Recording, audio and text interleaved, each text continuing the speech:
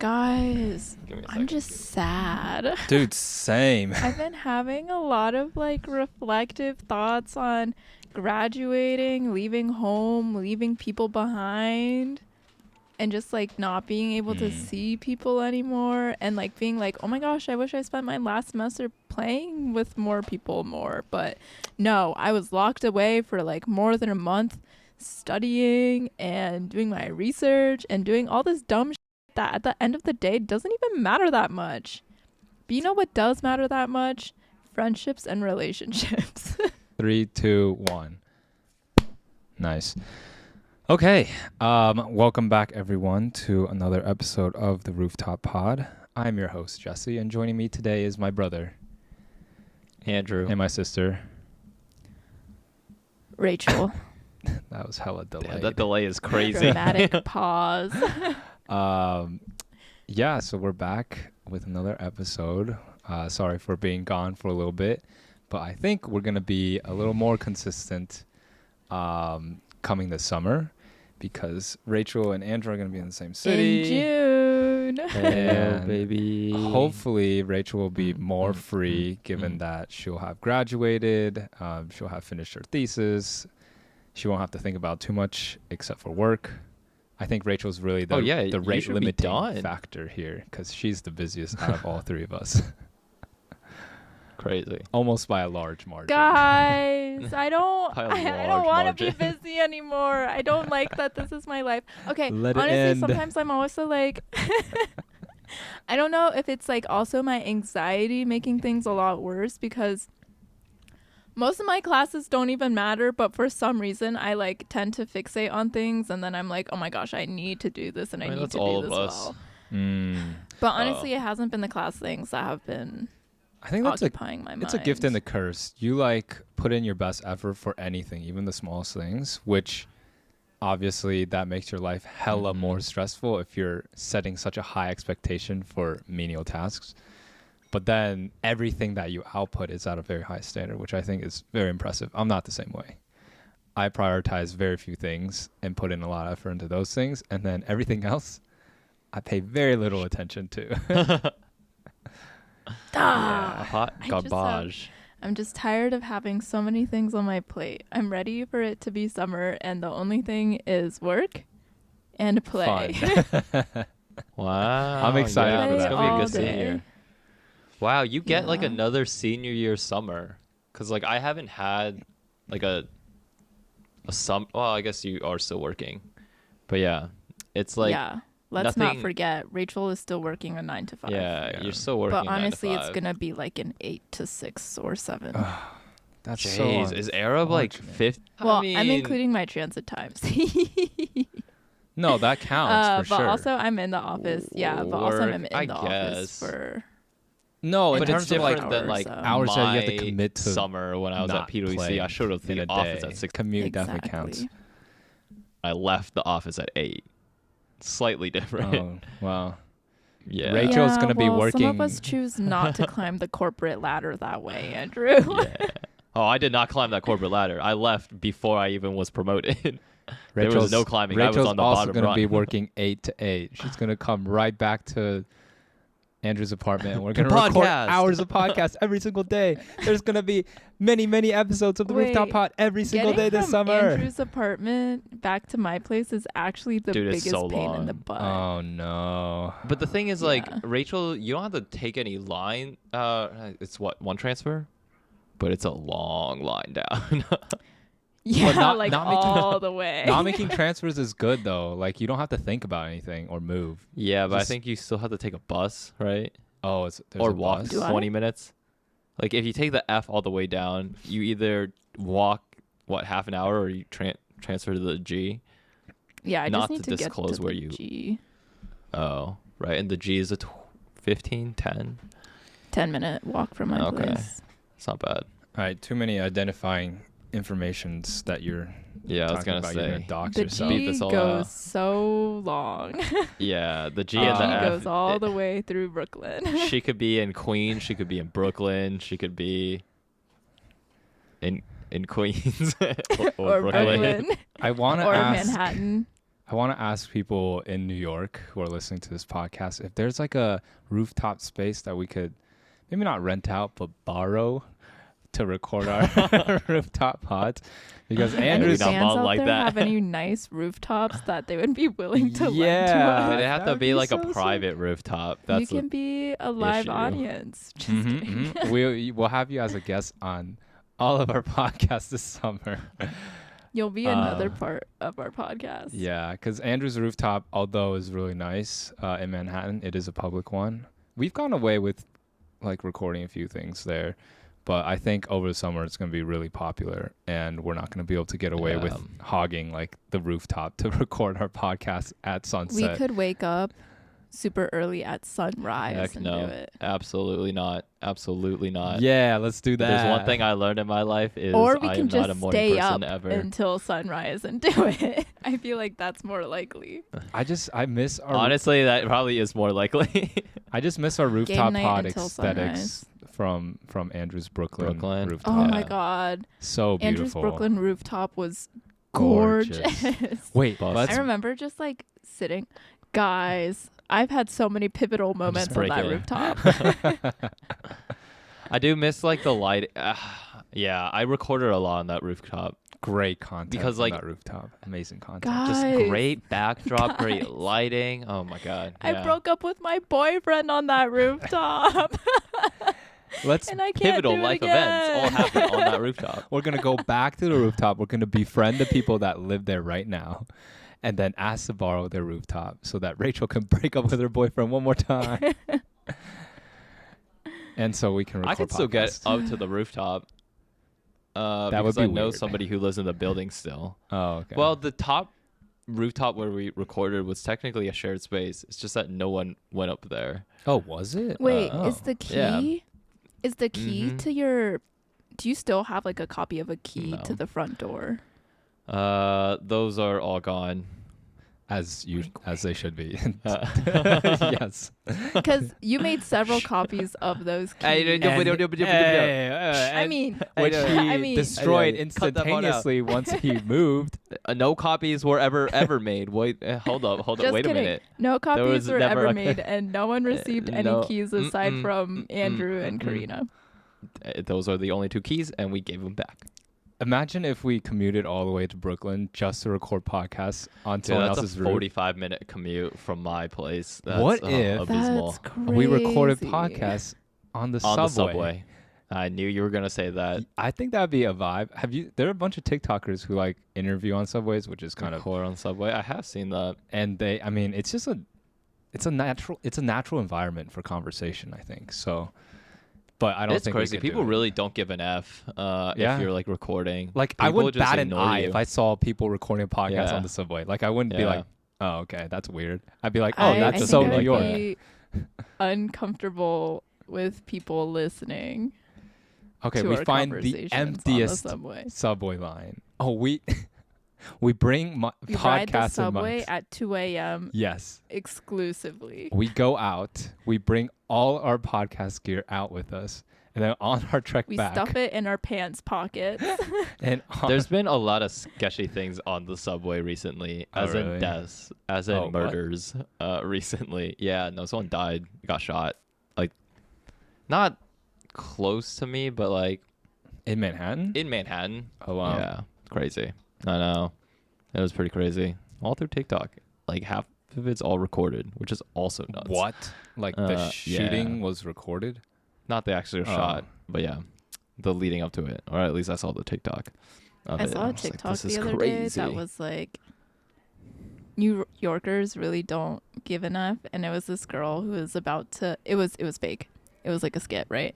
There was this girl who was about to commit suicide, and this guy was like, "No, please don't. I'm gonna be late for work. I like really need to get to work on time. Please don't do it." I think that's a common trope. Like, people would rather Dude, to be honest, yeah. care more about their jobs and getting to work on time than like care about a person who's contemplating suicide. Yeah, Yeah, that seems very so New York-esque. Yeah, Yeah. Very dystopian, but very New York. yeah.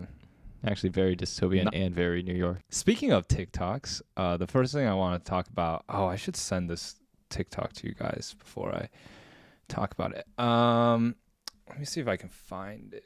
Okay, so you guys know how you guys probably don't watch The Bachelor. I also don't watch The Bachelor, but they just announced. Yes. They just announced I that saw at the end of this. The Bachelor, my roommate was telling me that there's now going to be an Asian American Which Bachelorette. roommate? Kate. Okay. She's the I one who wasn't watches sure. all the dating shows and gets me into all of them. Yay. I love. I Yeah. kind of wish I watched this season of The Bachelor. I've only watched one season. Apparently, this one was good, but I was Yeah, too busy no, I watching heard Love this is one was Blind. good. Yeah, I which heard was a lot so of good good. things about this one too. Love is Maybe we can Blind watch was it over the summer. But so I mean, good. you can still watch it. It's not like you can't watch it anymore. It's just you won't be able to watch Oh, it that's live what with I everyone said. else. Oh. Anyways, That's there's, half the fun. there's a new Bachelorette, and her name's Jen, I think. She's Vietnamese American, PA student. And I didn't watch this final episode of when they announced that she was going to be the Bachelorette, but I saw a TikTok of someone like recording the episode, and Jen seemed like kind of awkward. I don't know if anyone saw the clip of her being interviewed as a next Bachelorette, but she was like kind of awkward, and then it cut to someone stitching to the video like, oh, like at first it was like an Asian American woman who was watching it. She was like, at first watching the video, I was like, oh, this girl's like really awkward. Like she can't small talk, she can't banter, she seemed kind of superficial. And then she went into like the reasoning, or she intellectualized why that might be the case. And she was talking about how like in typical Asian American households, we don't small talk. Like small talk isn't really a thing, and no one really grew up with small talk in an Asian American immigrant household. So like Asian Americans struggle to naturally banter and have small talk with people when they grow up, unless they've like developed friends outside of their family that they've had to like develop these skills in small talk and stuff. So that's how she was like explaining it. And like, I don't know how, well, first off, do you guys think that's a true phenomenon? Like for sure, Asian American immigrant households don't really participate in small talk with each other. But do you think that affects how we are able to socialize when we grow up? I feel like that's a really big generalization. Like I feel like you can't. I need to find Yeah. this TikTok. Let me see. But like, Am I still? No. I saw the same thing again. Oh, you saw it. I mean, Okay. I have like, yeah, Okay. I've seen that TikTok. But like, do you think, I feel like any family, like small talk is small talk with, when you like talk to strangers, I don't think any family really participates in small talk. You think like just because a family's white, they just like make small talk No, or well, do I or think don't? there's small talk in the sense of like, oh, how was your day? How did this go? How's this? Like, just parents that are more inquisitive about their children's lives. Like, I think our parents just like never really asked us questions about our lives ever. Okay, that's fair. That's fair. Okay, I see what you're saying. Like, mom and dad still don't ask me what I'm doing. So like, sometimes I forget that they don't know that I'm in a place because I never told them because they never asked. Like, I have to consciously tell myself to tell mom and dad what I'm doing, or else like they just won't know what I'm up to. Yeah. Okay, that's fair. I see what you're saying. But Because I was thinking about small talk of like, oh, like what do you're talking to a stranger or someone at the bar and you're just like, oh, what do you do for work? But then again, like, have you seen the interview with Jen and the person interviewing her for her to be the Bachelorette? I haven't seen it. I'll try. Because I was gonna say like, of it. yeah, I haven't seen it either. Because I'm wondering like what questions were they? No, Okay. I the think question that they also- Okay, asked can you summarize? here, I'll just kind of describe what happened in the interview. So I Can you think screen that share? the host name is Jessica. Can we watch it together? Yeah, Jen Bachelorette awkward interview. But basically, I think some people are also just awkward. I don't think she's awkward. I think she just was. I don't think it's because of this weird, like, upbringing, deep rooted issue. Whoa. Let's not call it weird.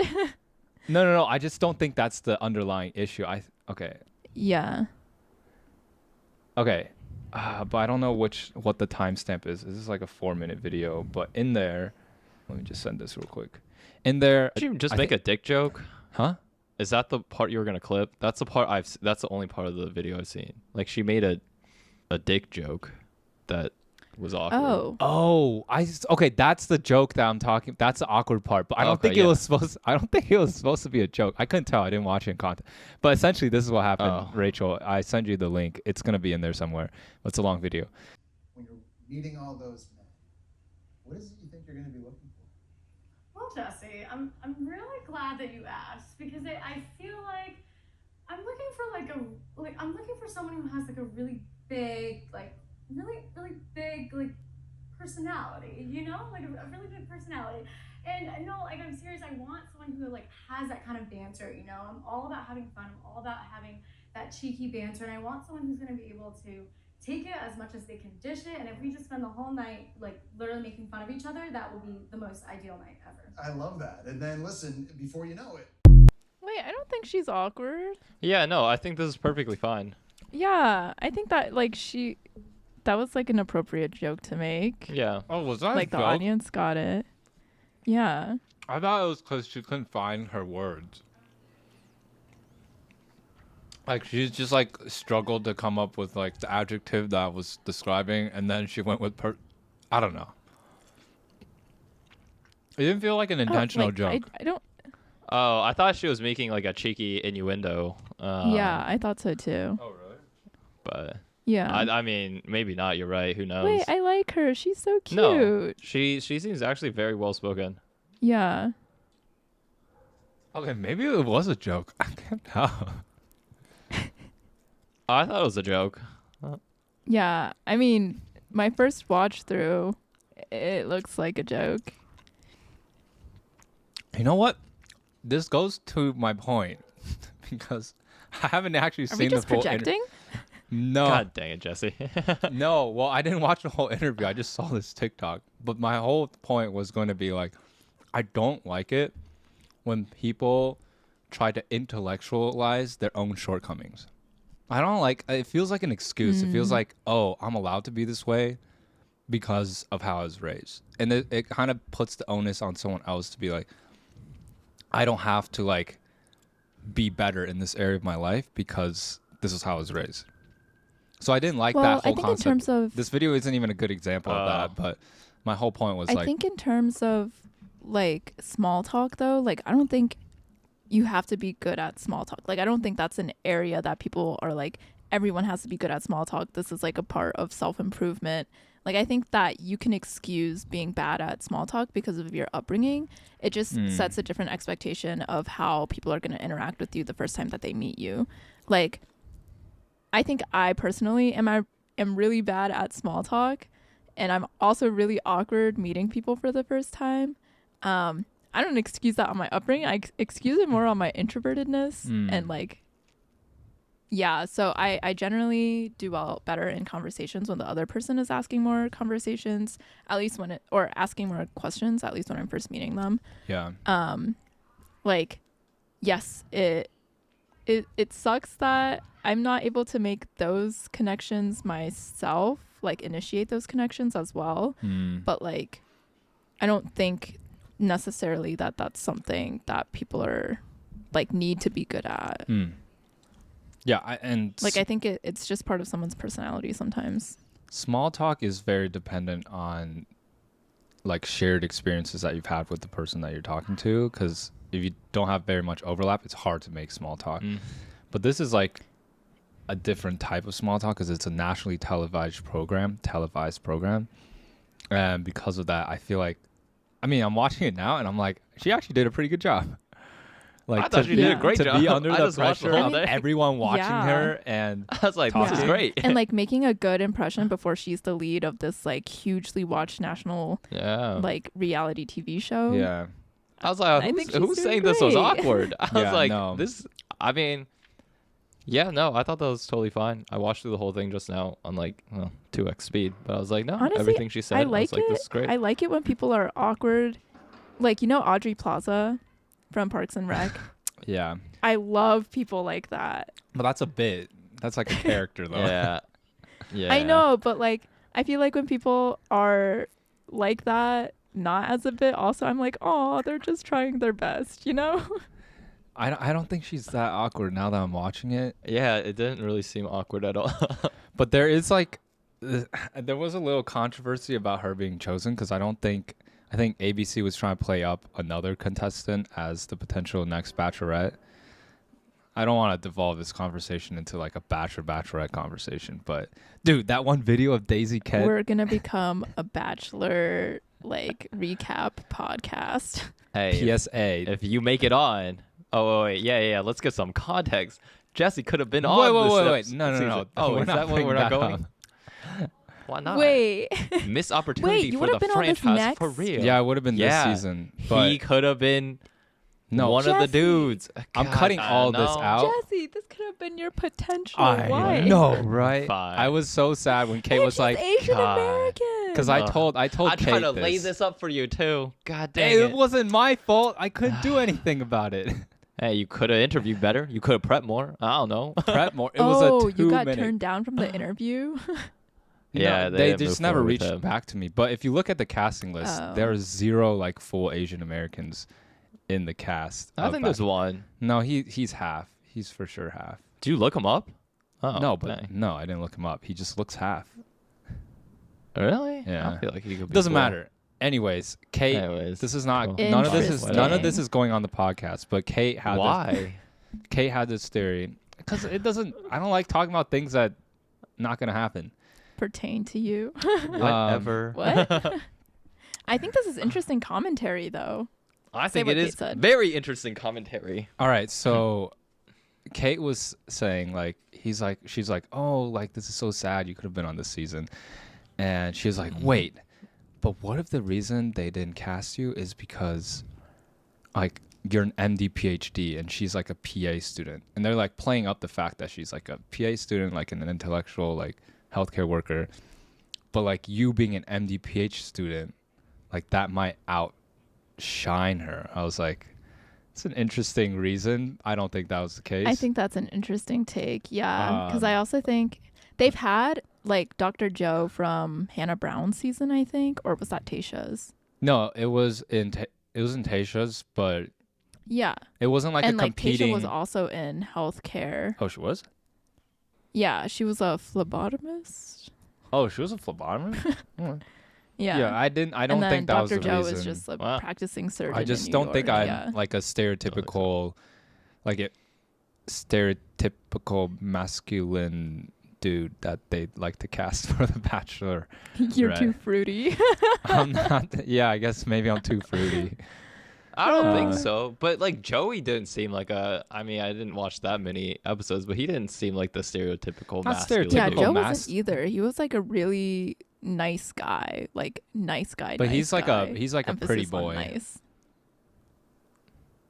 He's like yeah, very Jesse's attractive. ugly.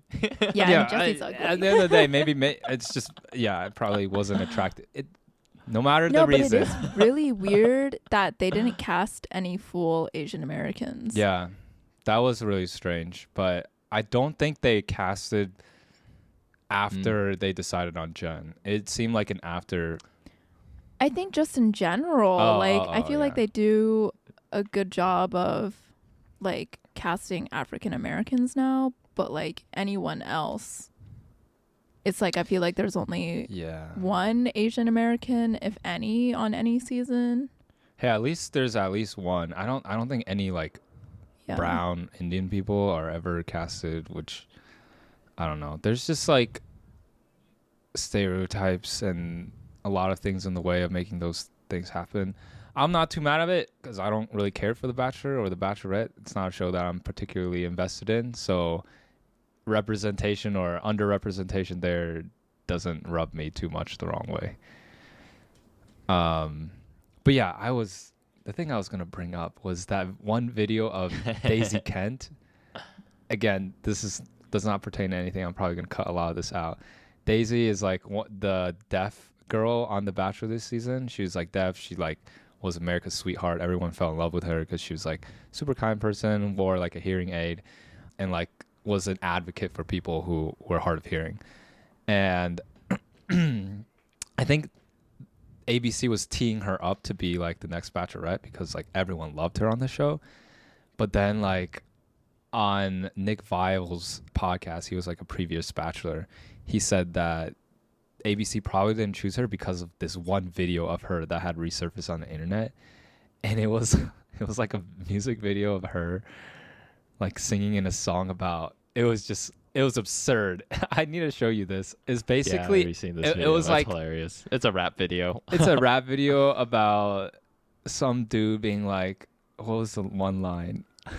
Yeah, Rachel, you should watch this for context. You don't have to watch it now, but it's the chorus of the song goes, "You can lick on my sack and suck my nuts now," and she's like singing along to the song, which goes to show reality television, they can really warp people's perception of who a person is, which I think is so scary.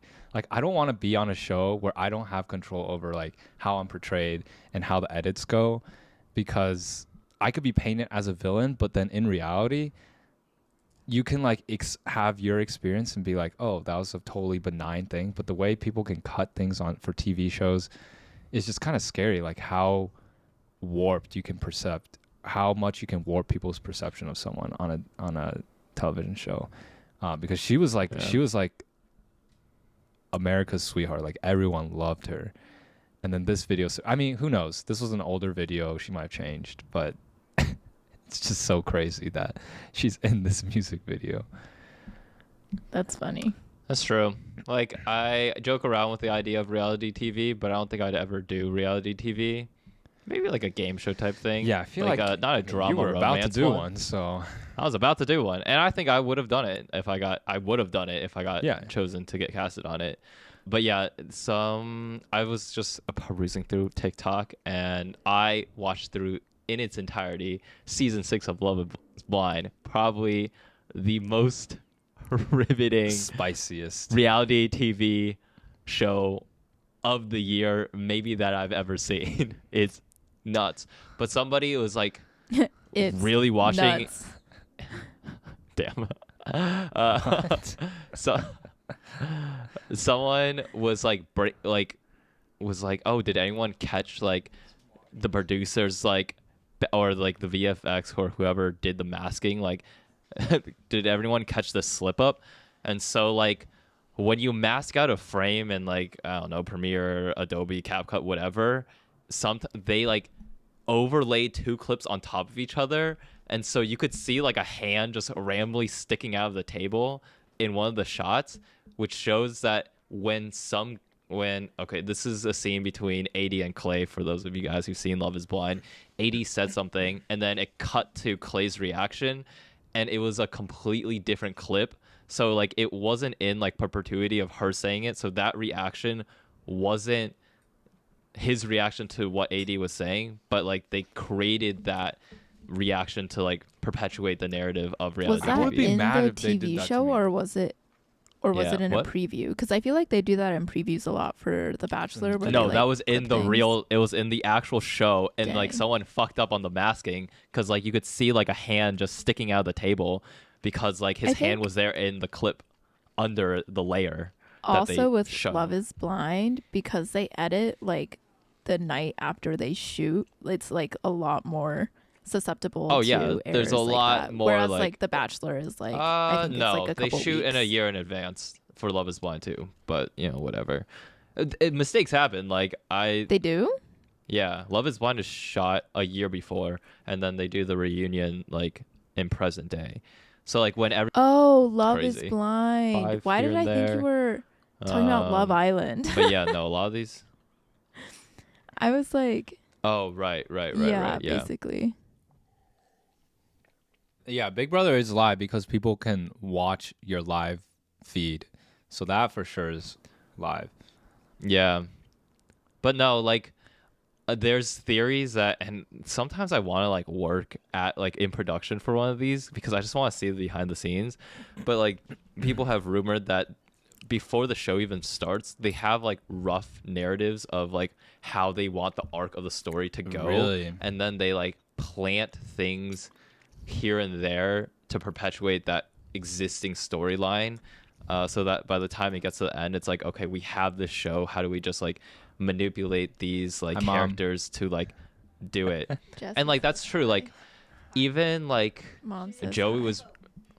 like I not miss to being at home. again divulge back into the Bachelor, Nice. but like the producer will tell Joey, it's like, hey, you're showing Kelsey too much attention. Go talk to the other woman. Mhm. And so he's like, okay, let me. Yeah, there's not, definitely direction. like yeah. show.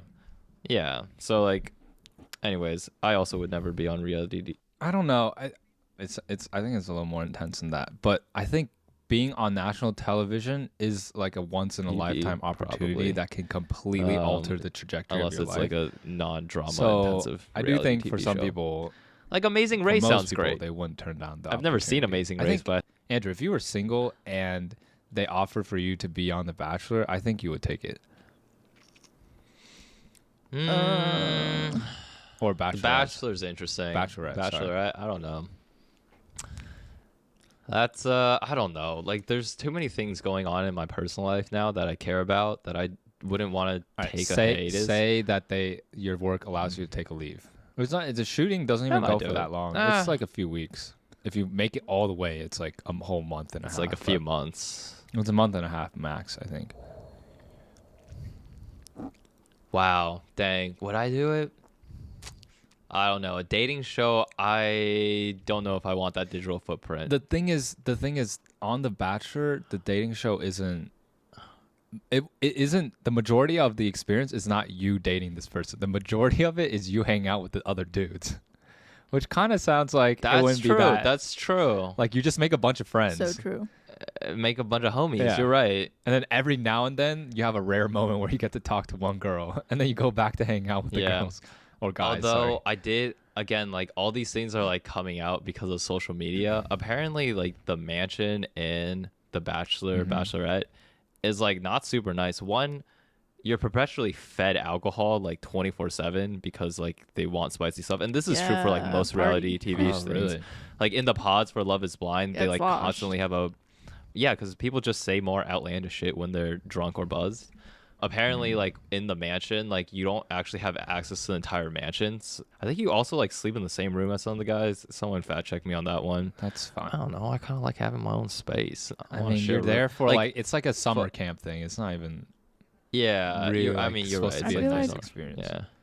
I feel like Andrew's too much of a comfortable in his own world that he's created to He was do about to one of go these on things. Big that. Brother, which is probably the most uncomfortable reality TV show. Yeah, You share but one it's not bathroom. drama like romance. I know that's a major consideration of why I would or would not take it. That's something I had to come to terms with. Yeah. I'm like sharing a bathroom with 16 people. I'm like, Yeah, God damn. I'm like, do I really want to do that? yeah, but you were about to. I was about to sacrifice do that it. You're right. comfortability. I was gonna do it. Yeah. I'm like, I can Wasn't give up that the while comfort. you were in Denver though? Yeah, and I hated my life in Denver. Oh, lightning. They do Yeah, take people so at I their feel like lowest that's points. different. yeah. Oh, Oh, oh, Day. oh, oh. psych. Uh, These shows are all predatory. They are. They don't even low-key, pay they you. kind of are. Isn't that crazy? They do. You- They pay you. No, The Bachelor, Um, sorry, or The Bachelorette. They don't pay you. Really? Yeah, they don't No, pay. they definitely give you they a don't. stipend. That's the one. Really? Yeah, they I they feel told like me this it's on my Oh my interview. God. They were like, mostly "Oh, by the exposure. way, you won't get compensated for anything." Oh my God, that's terrible. Yeah, and you have to buy your own outfits, like everything. Like this was all in the brief. They're just like everything you have to pay for yourself. dude, The Bachelor is such a I cheap know, show. right? Oh my goodness, For how that's popular crazy. they are, their budget's probably I pretty don't know if big we can too. talk about all this, but dang, that's crazy. Yeah, I don't You know care. what, No one for- really pays yeah, attention yeah, to that's true. No this- one really this cares. podcast. Yeah, you're right. You know what's also that's so crazy because like for Love Is Blind, they pay for like all the rings. They the pay for the wedding, ring. No, like they everything. pay for the ring in the Oh, Bachelor, okay. in the Bachelorette. That's the one thing that they pay for. Oh, okay. Is an engagement ring. Oh, because they're This is sponsored kinda- by that one. Yeah, company. by that company. I forget what the Yeah. company's called, but yeah, Oh, interesting. Neil's Diamonds or Huh. something. I forget. But yeah, Oh, I can't believe we're talking about reality the- TV. It's crazy. yeah, but reality TV shows are predatory. Not that I have. Yeah, too much no against keys. them. I kind of think so. Like, for as many like lives that it could change for the good, I think it's like a 4-to-1 ratio in lives that they ruin. That's true. This is true. Low-key. But then when they want to Yeah. portray someone a certain way, they will go to lanes. That video of Daisy was scrubbed from the internet. Like, you can't find it anywhere. So enough about The Bachelor. I wanted to talk about, have you guys heard of this concept called the arrival fallacy? No. Nope. Okay. So No. recently I've been down the dumps, just in a very negative space, just because I'm like, oh, my life sucks. I've been recently thinking about like my PhD and the possibility of graduating in 4 years, which I really want to do and I'm still planning on doing, but I'm like writing out my paper right now and there's just a lot of gaps and I don't know if it's a really strong paper yet. And I was talking to my roommates yesterday, and my roommate Kevin, who's like finished the MD PhD program, he kind of just he has a way of just telling things like cold, hard, and straight. He's like, yeah, the way things are going right now, Jesse, you're probably gonna have to take another year. But I don't think he realizes just how devastating it is for me to hear something like that. And like my heart in that moment just like sunk like to the core of the earth, because I was like, I cannot Core of the I earth. cannot be here a whole nother year. I need to leave and move Dang. on with my career. Aw. And yeah, I it was, relate to it that was feeling. really disheartening to hear that. But I think now I'm like, this is just like backstory to why I was thinking about the arrival fallacy. I was thinking about how like I can make this happen, like how I can still graduate in 4 years.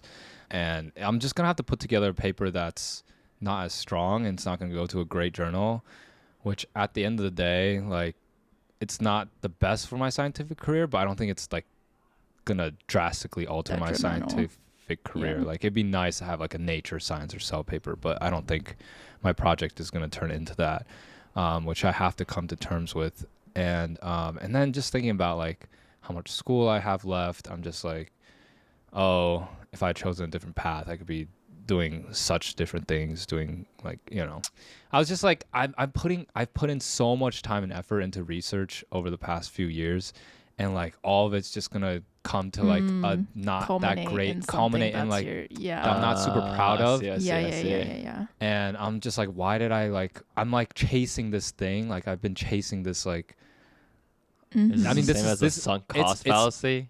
no, this is like, Oh, it's this is kind of like different. the Okay. rat race. Like you just keep chasing something and you think you're going to achieve happiness once you reach that thing. So the arrival fallacy, the fallacy goes like, it's a fallacy to think that once you attain a goal or reach something that you're chasing after, that you're going to get lasting, persistent happiness. Because it's based on like two flawed pieces of logic. One is that your goals won't change once you arrive, and two, that thing will actually bring you true happiness. And I was thinking about this. I'm just like, what if I had everything that I wanted right now? Like, what if I, you know, got to move to New York where you guys are? I got to become a doctor. I got to like make a bunch of money doing whatever. This podcast, maybe we have like Make a bunch of money. we have 1 million listeners to this million. podcast. Like every week, millions of people listen to us. I want that many people. No, I to also know don't want that about many what's people going listen on to us. here. Yeah, I think that'd be terrible. Actually, Gatekeep. I Guys, like our this small podcast little was- community yeah. that we have. It feels like Yeah, a little it's so private cute. community. But yeah, I was thinking like, what if I achieved everything? Like I started this biomedical venture and it's super successful. At what point do I feel like I'm actually happy?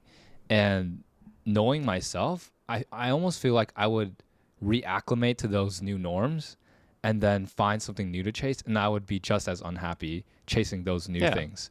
And then I'm just like, isn't this like an Yes. existential crisis? Am I having an existential crisis right now? Like, what's the point of chasing after Jesse. anything now? Like, I'm never going to be fulfilled Jesse. in my life. This is how I felt last summer Oh, when I really? was like, This is Okay. the oh, hedonic this is my treadmill. dream job. This is everything I could have ever wanted. I got to work and I went, work is just work. This is what the rest of my life is going to be. Like, what am I chasing here? And Life should you've just achieved be your dreams. play. Life should just be play, Jesse. That's what life is all about, playing. It's Karina, not my about roommate. setting goals and reaching goals. It's about playing while you're doing Maybe things. you're right. Yeah. Simultaneously playing. I'm not gonna lie, Karina said something that like last year when I moved in with her, and I literally talked to her this morning about it because we were talking about how both our parents really like to work still. Okay. Like Rachel, you're telling about how dad was still like working late hours, seminary school with the church, his own work. He like missed out. Anyways, this is unrelated to what I was gonna say. But anyways, like, what is like the point of like achieving all these goals? Like, what is? I mean, this is like a existential crisis of what is the meaning of life. But Karina said something last year, and she's like, the purpose of life is appreciating beauty. I was just like, damn, Yeah. this is so Wait, so I profound. think I was there for that also. Maybe she said this a couple of times, but I'm like, damn, you so Yeah. right though. Like, that's it. That's all. No, Like, but I think at the that end of like the at day, the end of that's the it. day, I think that's why dad involves himself in so many things also, is like he does so many things for the church because he That's his faith. likes the community. Yeah, but it's also Oh, like that's okay. seeing the work of God in the community and seeing like people grow closer Yeah, and grow I mean, closer yeah, in their you're right. faith. Same with seminary school, like he's getting more knowledge to like go on his own journey, be closer in his faith and like see basically beauty, but like, you know, see how things play out that way. I think the true happiness is attained by like, I think it goes along the lines of appreciating beauty, is enjoying or like appreciating the process of getting to a goal. It's about the journey, not Enjoying the the destination. passage of time. These are all just There's so many colloquial cliches ideas. put in. There's so many thought I was- cliches. These I are thought I not had a novel novel, thought. Jesse. I was like, You wait did a not. second. This is a novel. This is how research goes. Dang it, there's already a I've paper never on had this. a novel thought in my head ever.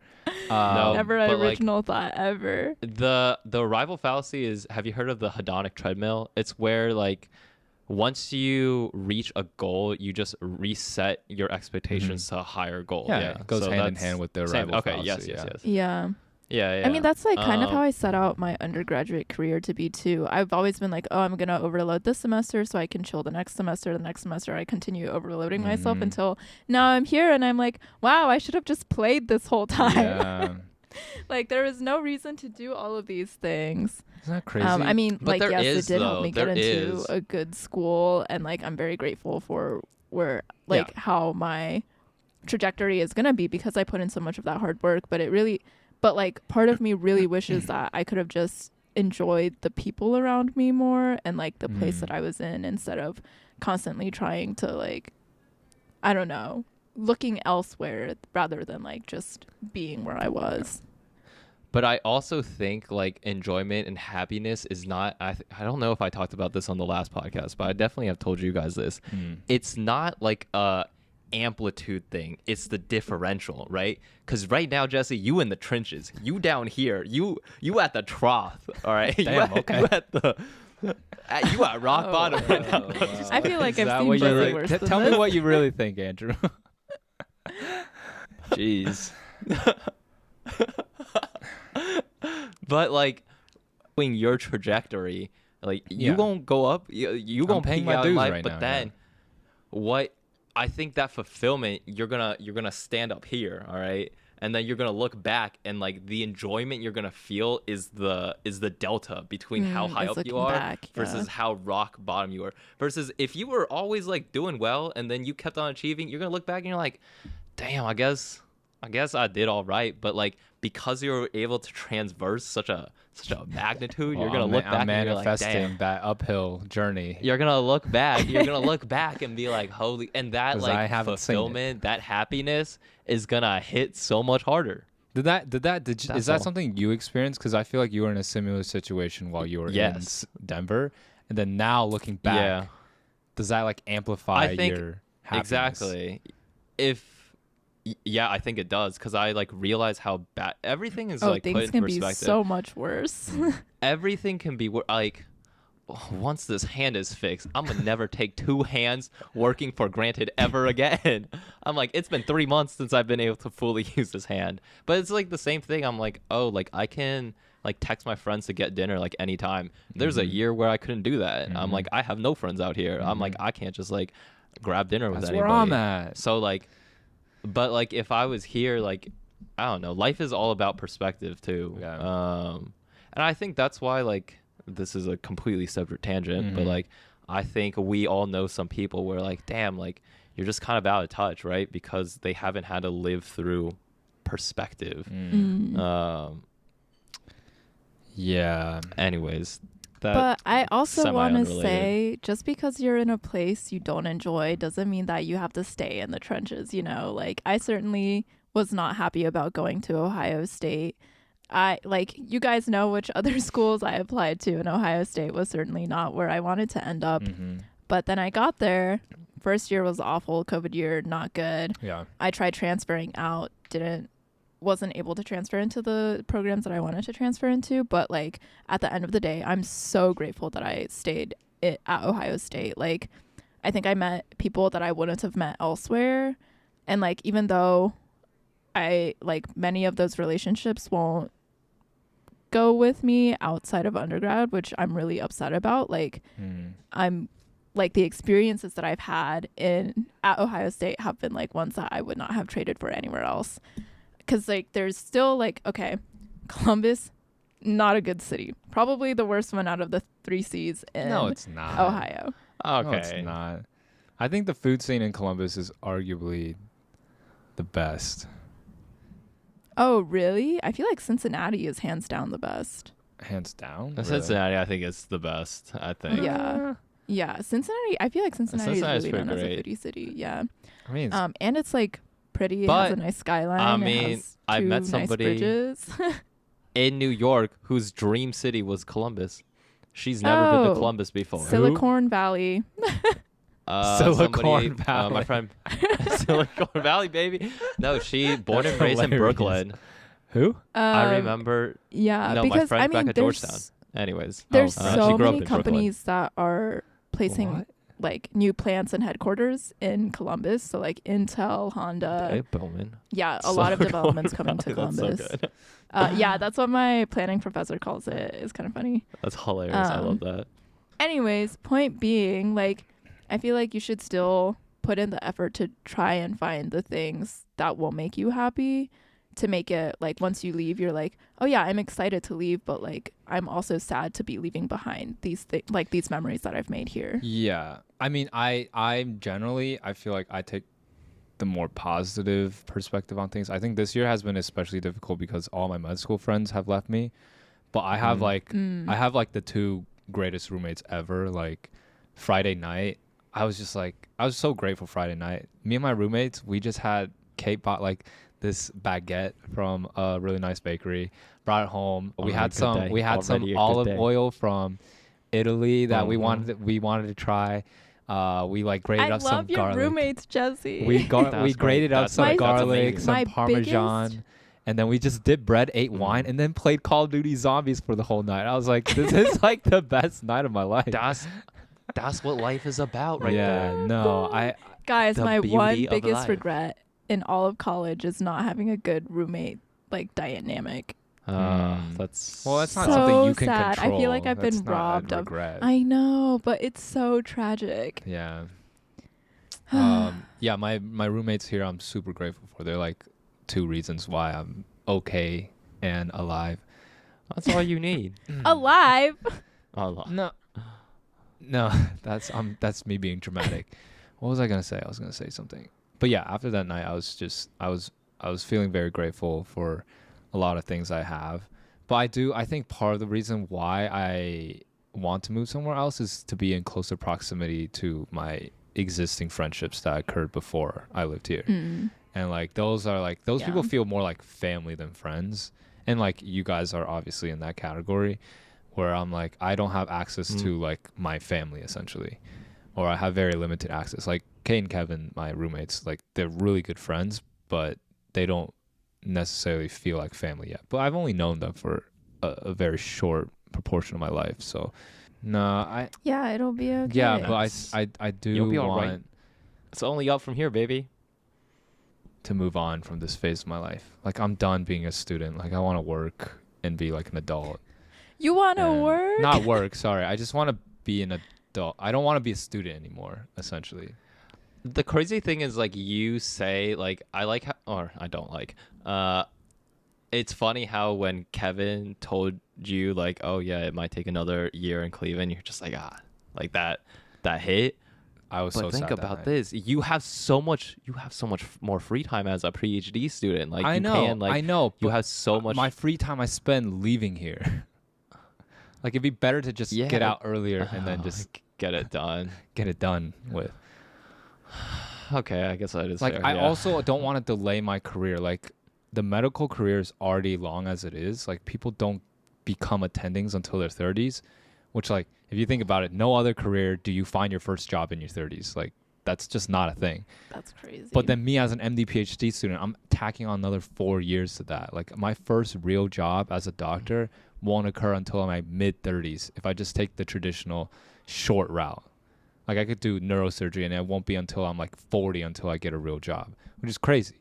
So, like, I don't want to wait any longer than I already have to. And I have tons of data. It's just not a compelling narrative yet, which it's not a narrative that will, like, shock the world. And I want something that's very impactful, obviously. But I think over my scientific career, I'll make impactful discoveries. It doesn't necessarily have to be during my yeah, it graduate doesn't have school. to be during your PhD. Yeah, So, I agree with that. Oh, okay, sentiment. that is interesting because, like, the impact you want to leave is not with, like, the patients that you see; it's with the scientific work you produce. I mean, I obviously want to positively impact patients. Oh, But yes. Okay. As a grad student, I can't do that. And, like, Yeah. becoming a doctor, like, I'll be more useful to society as well. I just want to move forward, chug along. Most people finish in 4. It's just that everyone in this lab, every MD PhD in this lab has finished in 5 because my PI is, like, very hands off and he doesn't guide you at all, which I think is great. I thrive in those kind of environments, but because every I student is, like, personally don't. yeah, like, some people like more direction, and because you're able to guide your own project, that the amount of freedom and agency that you have in your own project in this lab, a lot of people flounder and waste time during their first year because they just don't really know what they're doing. They don't really have a sense of direction. And I kind of had that too, but I thought I had a pretty strong sense of direction. It's just, like, now that I'm at, like, a point where none of my data really makes too much I mean, it makes sense. It's just, like, not, again, an impactful finding. I'm just like, where do I go from here? And my PI doesn't give me any direction in terms of that. Like, I have to figure out how I can make this story more impactful. He's also not an expert in this field. Like, I brought in a project that I was an expert on from my previous labs. So he really can't really do that much advising for me anyways. I'm just rambling. I feel, Anyways. but, like, okay, now your rambling has gotten me, like, into it. But, like, if you take a 5th year, like, you're not guaranteed that you're gonna find something more impactful. Right? Exactly. That's the other thought. So I think you just Publish what I wrap have. this up. You publish Rat it up. You race. wrap it up as it is, because, like, now, Yeah. because I'm like, is there risks that if you, like, try to publish this, it wouldn't get published, or are you pretty, like, certain that you can get a PhD with what you have? Oh, I can definitely publish. Like, there's so many tiers of journals. Like, top tier is Nature, Cell, and Science, and, like, that's what our lab typically publishes in. These, like, really high tier journals. I just need a paper to publish, or a paper, 2 papers technically, but they can literally be submitted to any journal. Like, other labs, other MD PhDs publish tiny papers, not super impactful papers, and they're able to finish in 3 years because their lab doesn't have that standard or publication record. I think, I mean, you do whatever you want to do, but, like, you have your entire life to, like, continue your academic findings, right? Yeah. So you, like, Yeah. Cleveland obviously has been a chapter in your life that you want to close, like, as expeditiously as possible. Tie this one up, tie this loose end up, publish what you have, finish the rest of your school years, and then come back to it. Or I probably know wouldn't what? come If you want back to. to it, but I think yeah, the project I start chose something was else. just, like, yeah. I mean, I'm passionate about it because I that's feel what I like- studied as an undergrad, but I don't think it was Yeah. like the most promising project. Yeah, but I feel like in academia, that's just how that's just how it is. It's like crazy, you yeah. set Yeah, yourself you down don't this know. path, you don't know what Yeah. you're gonna find, and Mhm. like you sink a bunch of these hours and time into it. But it's like, even if it's not super promising or not super impactful, it's still useful that you did it, because then like someone else would have done it at some point Doesn't it? too. Yeah. So I almost think it was more beneficial to me because I've had to struggle so much, and it's crazy because a PhD is like one of those rare things in life where the amount of effort that you put in doesn't necessarily guarantee you like a specific output or return. And that was really frustrating to me, but like working through all these problems and troubleshooting everything and trying to like, you know, be more creative and inventive, I think was more helpful to me. But it's just frustrating because a lot of science is just luck. Like if you don't find something interesting, yeah, like you just didn't find anything interesting. It doesn't mean You you just put in keep less going. work than the Yeah. other person that found something interesting. It's Yeah. just like, Lucky, yeah. and the thing is, It's crazy. what makes me skeptical is that there's so many novel findings that are being reported now, and because academia incentivizes this like these sexy new discoveries, like I think a lot of people, I mean, people have been caught fibbing Wait, data. this like, is an interesting. It's a problem. Yeah. Hold on. Mhm. I have things to say on this topic because I actually called Andrew about this on Mhm. Thursday night. One of my classes, it's like science and public policy. Hmm. And we were talking about like the peer review process Mm-hmm. on Thursday. And so my professor is big in like the geoenergy field. So like energy, carbon sequestration, and like rocks basically. So, Okay. but basically there was this one paper that was released from Stanford into PNAS. PNAS. Hold on. No, Can people I- call wait, it penis. PNAS. Yeah, everyone calls it penis for fun. Okay, good. Anyways, yeah, and it was like this huge finding where it was like, oh, we have all the resources that we need to make renewable energy like accessible and rolled out like within the next, it's like gonna be cheaper. It's like we have everything already. Everyone was like, oh my god, this is crazy. It was in PNAS. And It's not even that good of a journal. The but- guy- I mean, it's a solid journal, but it's not crazy. Sorry, oh go ahead. well, my professor really hyped it up. He was like, yeah, if I publish in this journal, I'm having a good year. I'm having a good career. It's a I was really like, solid okay. journal, but it's not Nature, Cell, or Science. Like my paper might go to PNAS. Yeah. You know what? That's my goal now. Anyways. My new goal is PNAS. Just for the memes. But yeah, so No, he but they published have this. very high The Stanford standards. professor Mhm. was not even involved in the field. He was like a atmospheric chemist. So he knows nothing about energy, nothing about geology. But he published this paper. It got a lot of press attention because they were like, oh my gosh, renewable energy. This was like during the renewable energy hype. They were like, this is possible. We can do it. Like, it's cheaper. And then it like came out around the time that a major conference was being held also.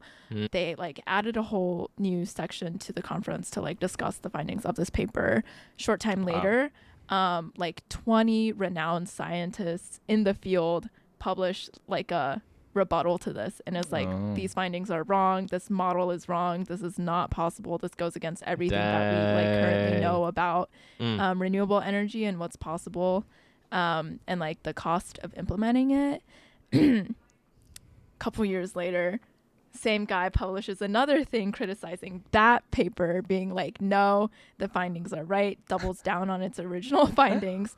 But like within the 20 scientists that published this paper, like collectively, they all have probably published like 1,000 super relevant, pertinent papers in that like area, in that subsection. It continues going. The guy from Stanford ends up suing. Oh, wow. Yeah. Dang. So this whole Trauma. ordeal. So yeah, I mean, like, bad papers Wait. can be published. Oh, wait, but Moral whose of the paper was story. bad? Huh? Because the guy's doubling down, so obviously he Seems like thinks it's he's still right, or is opinion. he? Well, he's not Yeah, an it's still- expert in the like. His background isn't in that field, so he was obviously Oh. wrong. Well, Yeah. it's Oh, it's okay. not Wow. that. Okay, so this is another thing that I don't like about academia is that if you're new to a field, people who are in the field have an incentive to keep you out of that field, because there's only certain amounts of government funding that can be allocated towards certain types of research.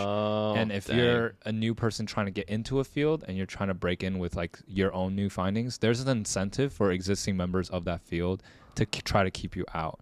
So that I don't know this research or the validity of anyone's research in this case, but I have seen, because postdocs in my lab are trying to break into this new field, other academics be super nasty to their papers, like in the peer review process, because they're a new member. We talked about that also. No, yeah. it's really reviewer toxic. number 2. Yeah, there's always a reviewer who's super always toxic. Reviewer number 2. Yeah. And it's some of the times, a lot of the times, it's because people don't like it when they see someone else trying to break into their field. Like there's just so much toxicity and like this like ownership. Yeah. And, yeah. We also really talked all about driven how by money. God. from the reviewers, crazy. they'll like be like, oh, you should check out these papers also, and then they'll link several of their own papers just to get their citations up too. Yep. That almost Yeah. that exact same thing happened to this postdoc that I'm talking about right now. But Damn. yeah, there's so many problems with academia, but I can't think of another way to push the boundaries of knowledge more generally speaking, because you kind of need that. Like, I don't think the private sector would do a great job, because I mean, there are problems in the academic sector, but I think the incentive in the private sector is just too like market driven, and it wouldn't get that much. Yeah, money driven. Yeah, whereas like academia, at least it's not directly money. It's more like publish or perish kind of mindset, which it's still not a healthy incentive, but I think it's more inducive to making these kind of discoveries. We can move on. Jesse, what's your spicy question? I don't really have a good one. Okay. All right. I guess this one's specific to me and Andrew, because Rachel's never been on a dating app before. But Bye, guys. Nope, but I want you to weigh in on Signing out this. for the day. I need you Dang to weigh in it. on this. Do you think it's okay to search someone up that you met on a dating app? Like, do your own background check, Google them, try to find out as much as possible about them before you actually meet them in real life? Okay, not as much as possible, but a quick background check is, I think, totally fine. I think there's an incentive to almost find out as much as you can to like eliminate any potential red flags. Is it like the first date has... Okay. First date hasn't happened. I feel 2 different types of ways about this. First one is, me personally, I'm a curious person. This is something that I would do. I like doing digging. I think it's kind of fun. Yeah. However, I do think it's weird when you know information that the other person hasn't told you in person yet, or like they don't know that you know this information. Yep. Like, I feel like I hate that feeling. Mm-hmm. I like absolutely despise it, actually. Okay. Or I'm just like, this is weird, because then like, what if you accidentally slip up and say something and they're like, oh, did I say something about that? And you're like, oh yeah, remember when you told me this They're like, a I little bit definitely ago? did not tell you that. Because then you gotta white lie your way out of it and like gaslight, gatekeep, girl boss, you know what I mean? But that's like, if you find the red flags, then you could potentially eliminate the first date. But then it's like, if you do and you're like, oh, this person's super cool, I want to get to know them better, then it's like you have the chance of the possibility of slip up and them being like, oh, okay, so you know too much about me. The only fear you have is slipping up. You don't actually, the only fear you have is giving the other person the chance, or what you fear is that the other person might catch on that you know something that they didn't.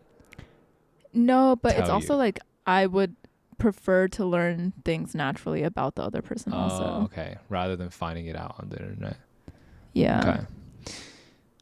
Yeah. Okay, low-key, I totally don't care if someone... Okay, now I'm thinking about it. If I'm not on dating apps, but if I were on dating apps, right, and I were to go on a first date and someone brings up, it's like, oh, how's your finger doing? or like something specific, or like, oh, Something did you I think find it's out you need a different second because you're surgery? so public facing. Yeah, I think that's the difference. Because now in my life, I just assume that if I put it on the internet, there's a good chance that they'll find it. Yeah. Or like they did an Yeah, internet. and that's okay. I wouldn't be Stalk. creeped. I Exactly. kind of just assume that. I wouldn't And be to creeped out honest, because like, creeped out by the I fact think that, that's almost like the standard nowadays. A lot of people will look up like if their you dates put it beforehand. online. Maybe it's different for me You're because different I because you're only not have online. niche forms of social media, as Oh, in LinkedIn, Belly, Spotify. Like these But, are what I like- consider my forms of social media. So if someone Yeah. knows something about that, like if they're like, "Oh, do you like penguins or something?" I'd be like, "Why are you asking me this?" yeah. I think there's a limit to how far you can look into someone. If it's past what they're publicly posting online, then I think it'd be weird if you Yeah. know more than that. I think if you post it publicly and you're like a public facing, so like even if you're not like an influencer or anything, like if you have a public Instagram account yeah. and you post it, and like, I mean, don't go out of your way and say like, oh, I saw this, this, and this, but like if you slip up and say something, I don't think it's that weird. Yeah. And, like you put it online. I don't think it's public. weird either. I've had Yeah. a couple experiences where people are like, "Oh, I saw you had a podcast." Like I've actually seen a few of your clips. Yeah. I'm like, "Oh, that's totally cool." I mean, I always make a joke out of it, but like I think it's totally okay that people are looking me up. Like you said, I almost expect it. But I More think But it's kind of engagement. different. more engagement. Yeah, just make sure you comment next time you see that. Make sure to like, comment, and subscribe. And subscribe. God. And I recently I've gone off dating apps. I just think it's kind of put me in a bad mindset. And but before I was off, I was like doing a dive on some people's social medias, and like two people that I was talking to, like I found that, again, this is not, they aren't in the wrong, but like I would find pictures of them, like pretty recent pictures of them with their previous partners or their exes, hopefully exes at the point that they're talking to me. And I'm just like, like you were in a pretty long-term relationship pretty recently, and that would kind of, that usually Guys. rubs me the wrong way. Like I don't like that. Guys, I have so much tea about this one person. Okay. Oh my gosh. That just Do we unearthed know this person? basically very well, like I can make the connections for you guys, but I'm not gonna out this person. But Yeah, basically let's this not drop their person business. had lots of pictures of their ex on their Instagram page, got into two weird talking phases like 2 months after they broke up with their Yeah. ex. One of them was like, I don't want to talk to you anymore because you have so many photos of your ex on your page. Yep. The other one does not live Fair. in country, and so they were talking, and then like flights were paid for to visit people. Oh my And God. so one person was like more serious about the relationship than the other person. And then he deletes some, I revealed the gender. I mean, they deleted some photos of their ex on their page. I would only assume a guy would do. Actually, no, that's not true. The people I'm talking to are girls, so. Yeah, deleted some of the photos of the ex on their page, started talking like to the other girl that stopped talking to them because of the exes on the page, is still talking to the other girl that's out of country. Okay. And then there's also a new character now, and I'm like, I'm just gonna distance myself from this. I'm not even gonna think about this anymore. There's just too many things that I don't necessarily agree with here. Anyways, I mean, maybe I but just makes don't for understand. good entertainment. Maybe I just don't understand people who are able to get back into the game so quickly. I think in my head, they haven't resolved everything that they had gone through in the previous relationship. So that to me is a red flag. But maybe people are able to resolve these things way faster than I can, and it's actually not a real red flag. But these are kind of things I look for when I'm talking to someone and I'm actually considering going on a date with them. I'll like look into their social media a little bit to be like, oh, what kind of person are they? Like, what do they like doing? And then if I see that you have a bunch of recent pictures with your ex-boyfriend, hopefully ex, I'll be like, oh, I don't know about this so much anymore. Yeah, so That's fair. Yeah, I also think that we tend to marinate on things as a generalized statement for the people in our family that have conscious thoughts and like think about these things. So I'm excluding John and Philip from this conversation. They haven't because gained I don't consciousness care yet. as much. Yeah, they just don't think that deeply about things yet. That's true. They just play games, instant gratification type beat. Dang, they haven't learned delayed gratification. You're right. Anyways, keep going. Yeah, Sorry. but I feel like we tend to marinate a lot on things, and it takes like we like to fully process things and understand our feelings and like get to the root of things Yeah. like during our process of moving on, whereas I think other people like just don't think that deeply. They're just like, oh, I'm sad, now it's gone, on to the next kind of thing. But they still have those deep underlying like things that they have to work through. They just don't think to work through them. Is that what you're saying?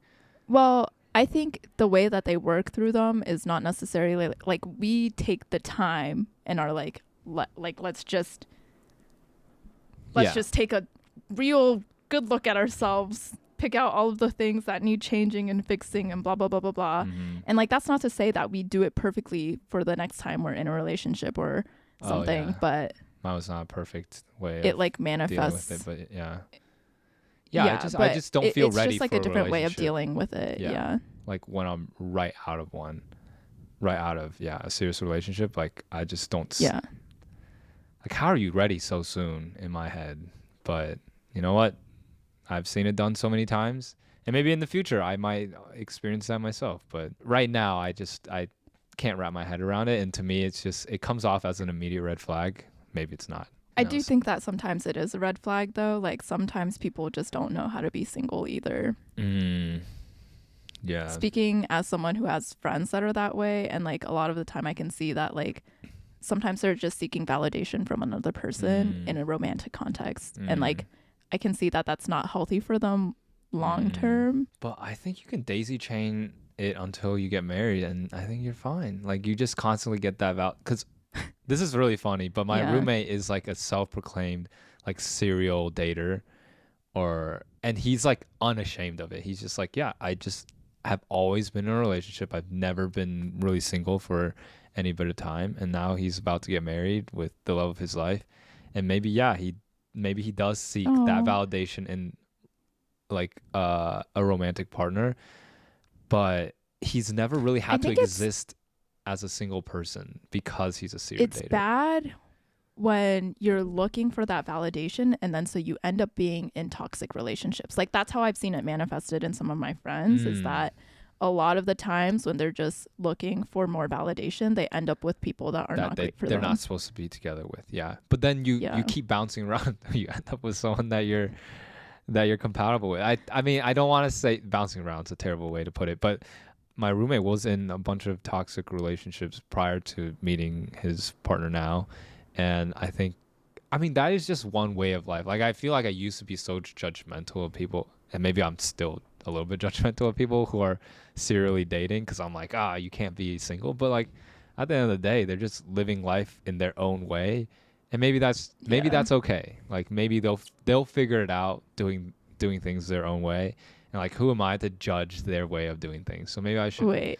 Sorry, I think I'm seeing into where this is coming from, and I think I relate to that in a sense of I feel like some of it is also projection, in the sense of like you don't really want to be with someone who does this because you know that they're going to move on quickly from you. Yes, and like you want to feel like you made an impact in their life. And so it hurts when it's like so quickly that they're moving on. You're reading right into my heart, Rachel. All right, yeah, I know. I like as soon as you started talking about this, I was like, I know why this is like I know why you're speaking these things. Yeah. So as I've maybe mentioned in the past in this podcast, probably not, but my ex from like 2 years ago moved on pretty quickly from me, and that hurt so much in that moment that like it affects how I want to choose my next person. Because it hurts so much. Because I'm like, because in my head, I mean, part of the struggle in this relationship was, and we'll just lightly touch on it now, was that I never really felt like I was special in that relationship. And the fact that she moved on so quickly after me made me feel even less special or even less impactful in her life. And because of that, like maybe some sort of narcissist part of me that wants to feel like I'm important in someone else's life.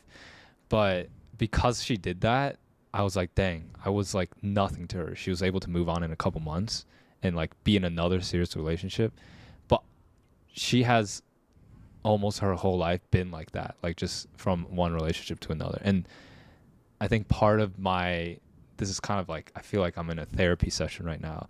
Part of my way to kind of get over that, I mean, I've already gotten over it, but part of the thinking that I had to do to get over that was like understanding and accepting that that's just the kind of person she is, and that's how she's getting through life, and it has nothing to do with me and the impact that I had on her life. So maybe I shouldn't think too much about, you know, how people move on and whether or not that's a red flag. But yeah, I think Rachel hit the nail on the head when she's like, I'm scared of, it comes from a root fear of that happening again. So Yeah. yeah. Okay, well, let's wrap this up. Yeah. Glad that we were able to do this. I We think I have talked a about lot a lot of things. editing to do, and I have so much work to do tonight because I have to meet with my PI and lay out my master plan of how I'm going to graduate in 4 years. So Can you also lots of send me an stress. example of one of your Lots of poster stress. presentations? Yeah, I can. Thanks, I appreciate you. All right. Thank you, everyone, Single for play. tuning in to this week's episode of the Rooftop Pod. I'm your host, Jesse, and signing out with me is my brother, Andrew. and my sister. Rachel. And we will catch you all on the next episode of the Rooftop Pod. Peace. Peace.